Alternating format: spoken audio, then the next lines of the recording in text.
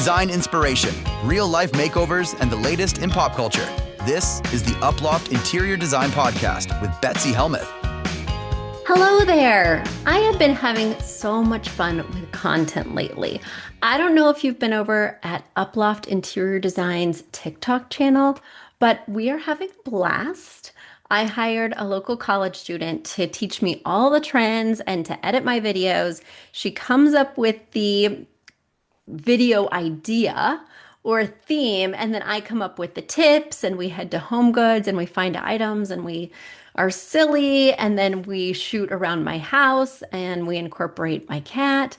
So we are having a ton of fun. If you're looking for more content, if you're looking for some fun info-packed videos, head over to TikTok and check out Uploft Interior Design.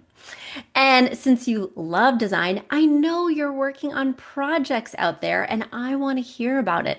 I want to help you. I want to answer your questions as we move into spring cleaning and spring redecorating. Go to uploftinteriordesign.com, or you can just do the shorter version, uploft.com/podcast. Once again, uploft.com/podcast. And there you'll see a form where you can show me what you're working on with pictures. You can write in with a question.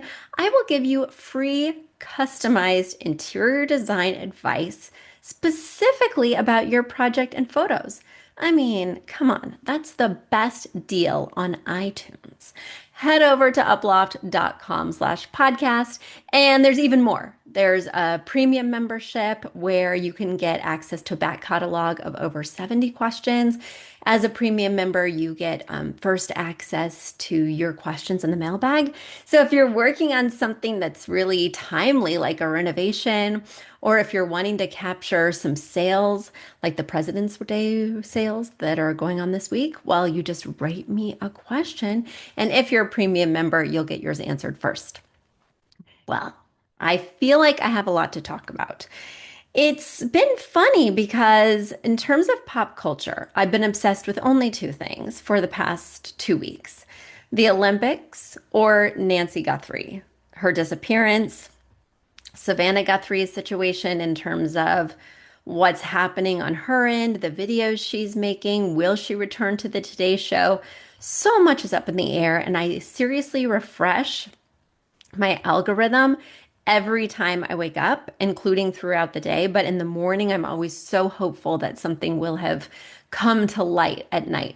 Anyway, we're still waiting.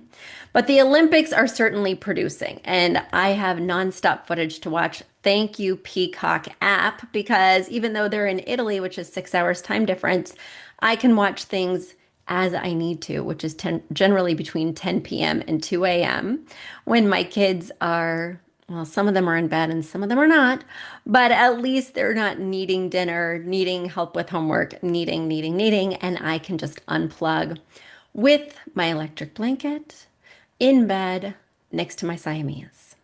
Okay, so I can't wait to watch the women's short program, and then of course their free program this week. I just finished watching the pairs last night.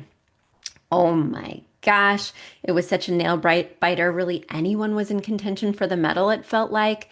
And it just came down to who could skate clean, and it was not an easy task. And then, of course, the devastating loss for Ilya Malinin, where he was, the shoo-in for certainly the gold, but everyone expected him to medal at least, in some color.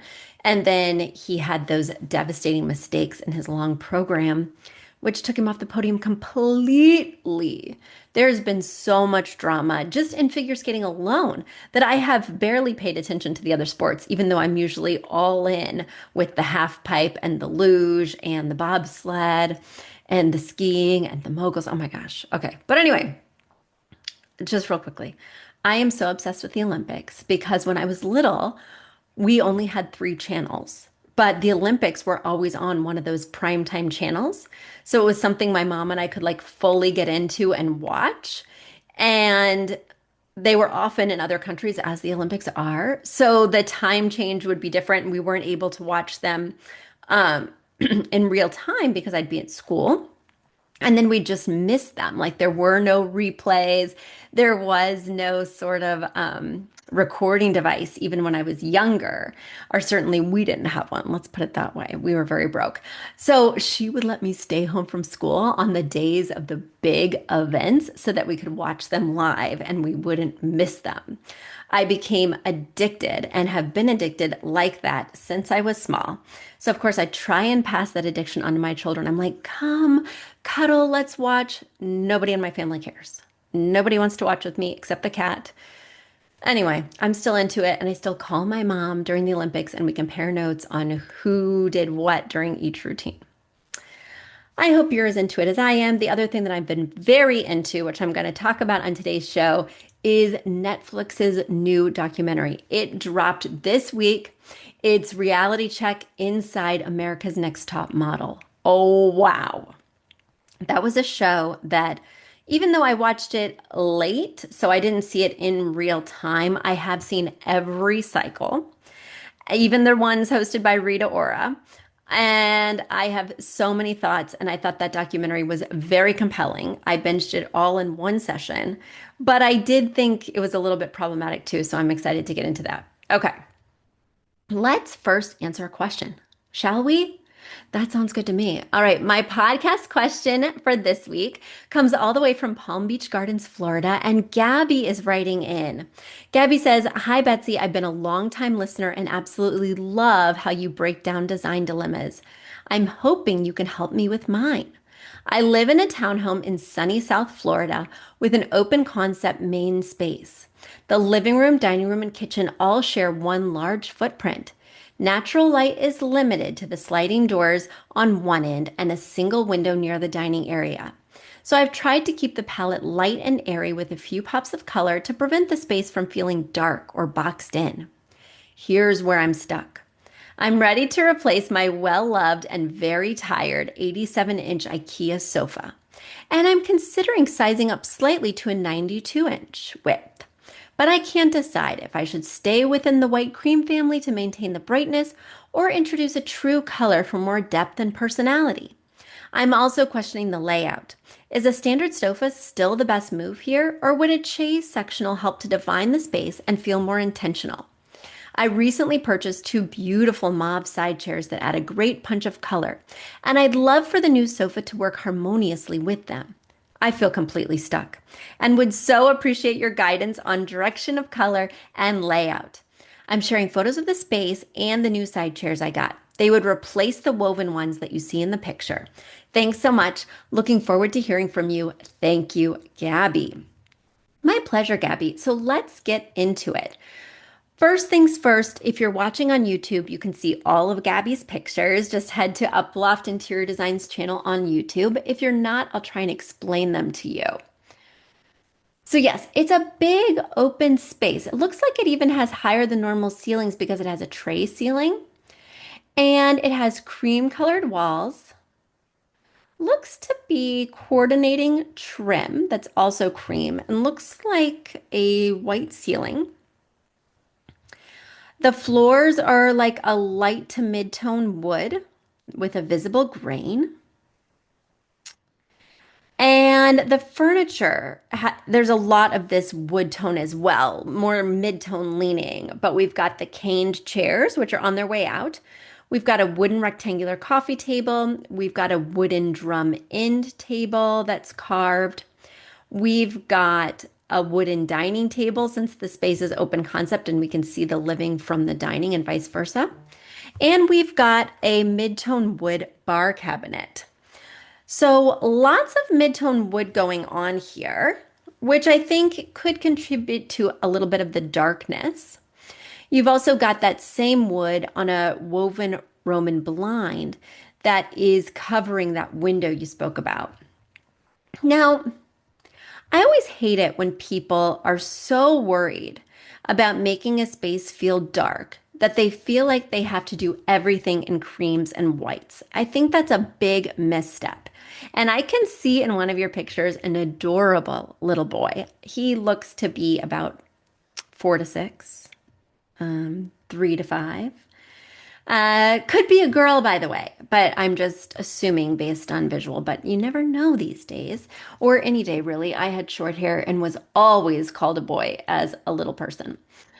Um, so I think having a cream or white sofa with a child is just a big misstep. Certainly, you can have a slip cover, but those look saggy, baggy, wrinkled, and they're not as easy to take off as they make it sound. So this one does look saggy, baggy, and wrinkled. And it's time for a sofa that brings a deeper tone, not only to camouflage stains, but also because we've got so much cream and white in this room. I mentioned the walls and the ceiling, but I didn't mention that the bookcase directly next to the sofa is also white. And then the credenza opposite the dining table is white. Now, in terms of layout, I can't really get into that here because there's so many things to talk about with layout. For instance, do we have a TV to consider, which I don't see in the space, but I'm not capturing every wall with this submission. So there are a couple of crucial walls that I can't see where maybe a TV lives, which would deeply impact the layout. The one thing I would say is that typically the biggest piece of furniture, which is in this case the sofa, does feel most at home on the longest unbroken wall. And that's exactly where you have it. Whether it should be adjusted more towards the windows or more towards the hallway, I can't really say because I cannot see a TV, if there is one, or a natural focal point like a fireplace, if there is one. So it's really hard for me to give you more information on that. I can say that I'm really excited that you're switching out these cane chairs for the mauve fabric chairs. First of all, they're slipper chairs and they look super comfy and they have a really cool contemporary profile with a slightly low and curved back and these really chunky feet that I just think give it a lot of personality. And I think they really work well with what you've already got going on in your space, which is kind of a mid-century modern slash contemporary leaning room. We need to break up all this wood, and these chairs are just the thing to do it. I'm really excited for you. Good change. The other thing that would be a good change is putting a rug under the dining area. Now, you may be saying, Betsy, I don't want to put a rug under the dining area with my 4-year-old son, but I say do it. The good news is you have a Roomba, I can see. And you're saying, Betsy, there is no Roomba, but there's a dog. And a dog is every room's Roomba. Your adorable little pet will run around and eat all the food that your son drops, and it's going to be amazing. And it's no big deal to have a rug. You just don't want this to be a super expensive rug, and you also don't want it to be a super high pile rug. If it's very plush, that food is going to get kind of ground in the weave versus keeping it a flat style rug like the one in your living area, in which the food will hopefully just rest on top, or it'll be easy to clean if it does stain the rug. But I definitely think a rug under this dining table is going to help alleviate this oppressive amount of wood tone that's layered on wood floors. All right, back to the question at hand. Yes, I think you should do a sofa that is not cream or white. Now, I don't necessarily think your sofa should be a color. You have a huge piece, like a 5-foot piece of art above the sofa that is saturated with color. It has so many beautiful colors and it is such a compelling piece. And now you're going to have mauve end chairs or accent chairs. And so I would be inclined to do this sofa in a neutral. I am more inclined to do it in sort of a gray toned neutral than a beige neutral, just because we have so much beige in this room with the wood tone. And I would really be judicious when adding future pieces to this room that you deviate from this wood tone. No more baskets, no more rattan, no more wicker. Right now, what you have going on is the cream and wood room. And it is just not feeling all that sophisticated, except for in your art choices. They are bringing the color, they are bringing sophistication, they are oversized and beautiful, and I really love the choices you've made there. So I think I've answered most of your questions besides that layout, which is really, I use a specific system when I create layouts where I try every possible option, eliminating the ones that don't work and kind of whittle it down. And the process takes between 15 and 45 minutes in each room, depending on how complicated the room is, how many functions we need to perform in a room, like this multifunctional space. So I really get into the weeds when I'm working with my clients, which is not exactly fun to listen to while you're driving your kids to Little League. So I'm going to leave it here, but go ahead and make the changes we discussed and then write in and let me know how things are feeling and looking because I know which is these few changes the space is going to really sing. You're already gravitated towards pieces that are extra cool. And you've really got a flair for styling because I love the way you've accessorized your bookcases, your coffee table, even your end tables are just really posh. So keep going because you have a flair for this. We just need to add a little bit more diversity in terms of elements and colors. All right, everybody. Time for what we've all been waiting for, America's Next Top Model. Netflix new documentary. I've literally been waiting and waiting. It's been on my list. Remind me when this drops. And mostly it did not disappoint. You do not need to be a fan who's seen every cycle like I have in order to appreciate this documentary. It would be helpful to see at least one or two cycles. It would be helpful to be a fan of reality television. But the thing I think is so important because not only have I watched this documentary, I also follow a lot of the past contestants on Instagram. And then I read Sarah Hughes's book, which was called You Want to Be on Top. That was very juicy, very dishy. She really got into it. This also gets into it. And following some of the past contestants on social, I saw that this documentary only paid the judges to appear on the documentary, did not pay the contestants to appear. So not only when you're watching the documentary did they get screwed on Next Top Model in terms of compensation, in terms of the actual winnings, but then they get screwed all over again because the documentarians say it doesn't feel right to pay somebody for their story, but yet they're paying the judges for their story. It felt sketch. I think that's problematic. All right, let's go for it. So they had the three judges, the three primary judges, Nigel, J. Manuel, and then Miss J. And then they had Tyra. Spoilers are ahead. But people were saying online that Tyra did not apologize for anything, and that's untrue. Tyra definitely apologized or said that there were things that she regretted, which I appreciated. Did she regret enough? Absolutely not. I think, and full disclosure, I was in this industry in the early aughts. I was a model and talent agent. So I worked at an agency all through college as an agent for children models. So I was kind of low on the totem pole, but I was in the children's division. So I was dealing with parents, I was dealing with castings and headshots and, should my kid have curly hair or straight hair? Do we need to change, Jimmy's hair color or can he get booked this way? Do we need to tone down the freckles or should we play them up, right? The industry at that time had a lot of problems, a lot of problems. And I worked for the kids division, but I was sitting in the same room with people who were doing teens and adults. And the talk about, bodies and weight and typecasting, it's all real. And unfortunately, at that time, it was a real part of the job. We had to quickly summarize these people in order to know if they were a good fit for this casting. Yes, he's a big nerd who looks goofy. Let's send him on this.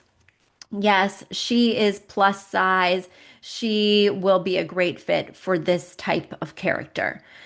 I'm sure that that still goes on today. And I'm sure that agents are still telling their talent, whether or not they say it aloud or what this looks like, that they need to lose weight, that they need to gain weight, that they need to be more muscular, that they need to be less muscular. I mean, it is an industry that's all about appearance. She's too dark for that commercial. She's too light for this commercial. We were constantly using this language among the agents to determine who was going where and what would be appropriate for what job. The fact that that was happening on America's Next Top Model, the fact that they were really drilling it into these girls, like you've got to lose the gap between your teeth, you're never going to get work. You've got to get a bigger gap between your teeth, or you're never going to get work. You have to lose 10 pounds. Why are you eating bagels? I mean, I think that this is all horrible messaging. Reasons why I would never want my kids to go into the industry. That being said, it's real. That being said, at that time, it was really real. So when I was watching these almost in real time, when I watched the original cycles, a lot of it didn't feel that crazy because it was a reality of the industry. There were things that did feel crazy. You know, like you're just on a reality show. You don't take one person's advice and get four of your teeth pulled. You don't take one person's advice and decide to, get veneers and have your teeth ground down to stumps that you can never change back, especially when you're just barely 18 to 22 and you don't necessarily have the bigger picture in mind. That being said, I mean, agents are going to give that advice all the time. So I did feel bad for the girls who were put in compromised situations. I did feel bad for the girls who got negative feedback. I didn't really feel up in arms. I didn't really feel like travesties had occurred until the male models started getting involved or the men started entering the picture. Not the seasons with the male models, but you'll see that Danny talks about how she was put in a situation with a male model and he was being inappropriate with her and she felt really uncomfortable and she told production, she told Tyra, she told multiple people and everybody kind of poo-pooed it, even though in the pictures it was really clear that he was being inappropriate. Then another time they were using local Italian guys as drivers to go to the go-sees, and then they wound up having them over for dinner. And after dinner, they all went in the hot tub. They got really drunk, the girls and the guys, and sexual activity that didn't have consent happened. And they wound up showing a lot of it on TV. The fact that it happened when there's producers in the room who could stop this and say, hey, wait, this has gone too far. These girls can't consent. This one's about to pass out. And the fact that then they showed it in like a lot of detail, these are things that even back then we knew were wrong. These are things that crossed a big line in my mind. Um, so yeah, I thought it was very interesting. I thought Tyra took some accountability, but I think her experience in the industry, I think she was burned enough herself. I think she was like, this is how the real world works. And I think that she was just thinking about making good TV and didn't care about who was destroyed along the way. And a lot of people were destroyed. And the thing that really gets me about this documentary is that we hear from the past winners that the prizes that they received didn't always come through. Like, I'm forgetting Whitney. Whitney was a plus size model. She won and she got signed by a big agency. That agency didn't even have a plus size division. They didn't even want to represent her. They couldn't represent her. They had no path for what that would look like, no division, nobody who specialized in that. So she was just on her own. The number of times that these winners said that the prize package was not delivered to them was shocking.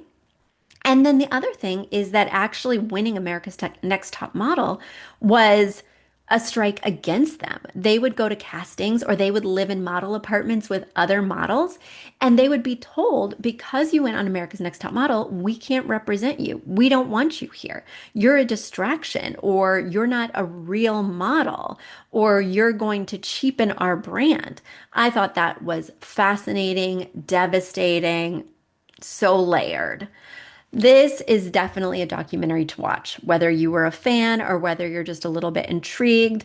It made me want to rewatch some of the cycles. It made me feel really sad for a lot of these girls. I loved how at the end they told you what they're doing now. That was also shocking. Um, but I think Tyra's pretty ruthless. And I think she doesn't have much of a conscience about what's happened. But I think the industry is ruthless. I think the industry doesn't give a bleep. And I was not only in the modeling industry, but I was in acting. I have been on interior design TV in several different capacities. It's ruthless. And nobody gives a beep. So there we go. Highly recommend that Netflix watch. If you have something you think I should watch or something you think I should read, please let me know because the Olympics are almost over and I'm just going to be sitting in bed with my cat feeling so sad.